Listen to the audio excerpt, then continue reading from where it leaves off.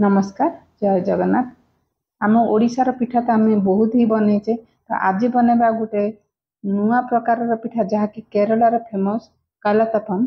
तो यहाँ बनवा जिते सहज आउ खाइबा बहुत ही टेस्टी। तो थे निश्चिंत रेसिपीटा ट्राए करेंगे। तो ये मुझे माप हिसाब से आप जेकोसी गिना कि कप नहीं पारे। मुझे छोट गिनारे 1.5 गिना ये चाउल 5 ରୁ 6 घंटा भिजे नहीं ताकू 3-4 थर धोईकी ये भिजे चाउलटा भलसे भिजी जाइए। तो ये गोटे ब्लेंडिंग जार नहीं जो थे आम चाउल सबको ये पकई ना। तो बहुत ही टेस्टी रेसिपी आपण मैंने ये रेसिपीटा थरटे बनातु। तो यहाँ है रातिर जो बड़ी भात आप यूज करेंगे अरुआ भात नचेत आप फ्रेश भात भी आप यूज करेंगे। मुझे जो गिनारे चाउल नहीं 1.5 गिना से गिनारे गोटे गिना नहीं अरुआ भात। आप फ्रेश भात भी नहीं पारे। तो रातिर बड़ी भात को भी नहीं पारे। मुझे सेम गिनारे 1/2 गिना ये नहीं कोरा नड़िया। तो बहुत ही टेस्टी रेसिपी वीडियोटा प्रथम शेष जान देखिए। तो आप चाहिए 2 पार्ट करके आप ग्राइंड करेंगे। ये 5 ରୁ 6टा देती गुजराती। आप चाहिए जदि आप गुंड गुजराती अच्छे तो आप पकई पारे। अल्प पानी दे गोटे बहलिया चिकनिया पेस्ट आम बाटी ना। तो आप प्रथम पतला करेंगे तो टिके बहलिया करके आप बाटी ने गोटे बड़ जगार ट्रांसफर करना।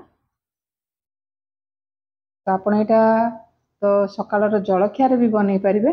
आप राति डिनर हिसाब से बनई पारे संध्या इवनिंग स्नैक्स भाव भी नहीं पारे। बहुत ही हेल्दी और टेस्टी। तो मुझे जीरा गोटा जीरा देती ग्राइंडिंग कला बेले आप चाहिए ग्राइंड करेंगे। तो मुझे ग्राइंड न करके गोटा देती आप चाहिए ग्राइंड करेंगे।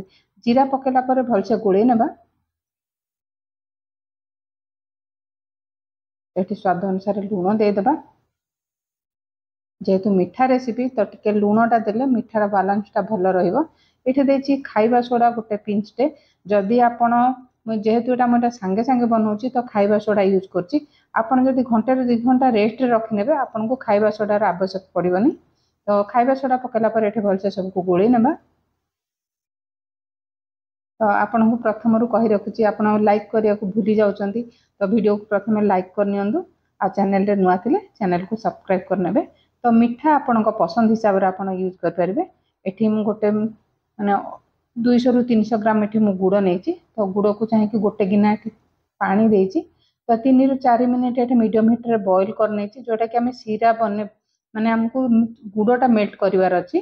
तो ये मेल्ट होगा मुझे गैस रेट बंद करनी। तो ये मुझे गुआ घी नहीं केरल आपण मैंने जानते सबूरे से नड़िया तेल यूज कर। तो ये घी गोटे चामच देलापर ये नड़िया को मुझे छोट छोट काटिकी रखी ये भाजी ने गुआ घी। तो टिके कलर चेंज है जाए भाजी ना। तो ये रेसिपीटा घरे बनातु। तो आपण रेसिपी केमती बनी निश्चिंत कमेंट करी कहे। आ वीडियोटी आपण मैंने कोठ कोठ देखुं ता भी आप कमेंट करी कहे। ये भलसे आम नड़िया भाजी होगा जो आम बटा रखी थे देहर आम आड करना गुआ घी सहित भलसे गोल ना।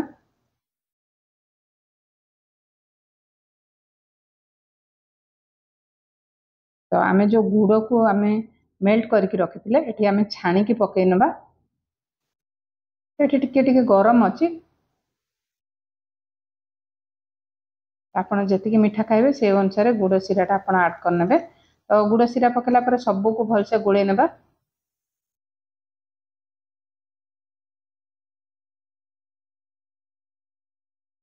रेसिपीटा आपण मानू केमती लगे निश्चिंत कमेंट करी कहे। तो जो आप बाटी बाटरटा आप बेसी पतला करेंगे कि बेसी मोटा करेंगे। तो ये गोटे मोटा करेई ने लुहा करेई हो कि नॉनस्टिक करेई हो। तो ये भलसे तेल को तातीबाक देवा जमती भलसे तेलटा तातीज तापर आम बैटर को आड करना। तो ये भलसे तातीगला मुझे 2 डंकी देती बैटर आप छोट बड़ जी साइज भी आप बनई पारे। तो ये कभर करदे 2 मिनिट। तो गैस रही आम मीडियम करना। तो पिठा जति नरम आ बहुत ही फुलिला फुलिला बनुची। आपन पाखे जदि समय थो 3 ରୁ 4 घंटा रखिए आपण खाइबा सोडा भी आपको यूज करिया पड़ोनी। तो देखिए बहुत सुंदर कलर सहित बहुत नरम आ स्पंजी पिठा बनी, टेस्ट भी बहुत ही बढ़िया। तो ओल्टेला पर आउ गोटे मिनिट मीडियम हिट रे कवर कर नहीं।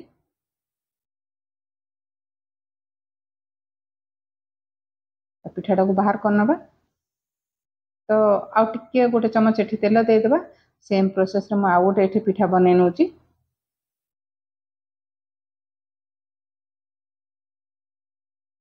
सेम प्रोसेस 2 मिनिट एठी कवर कर नहीं। 2 मिनिट पर एठी उल्टे नेबी।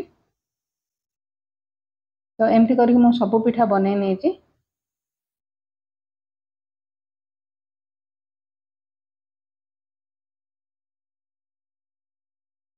तो खाइबा को भी बहुत ही टेस्टी आ नरम, पूरा तुला परी नरम पिठा बनुची।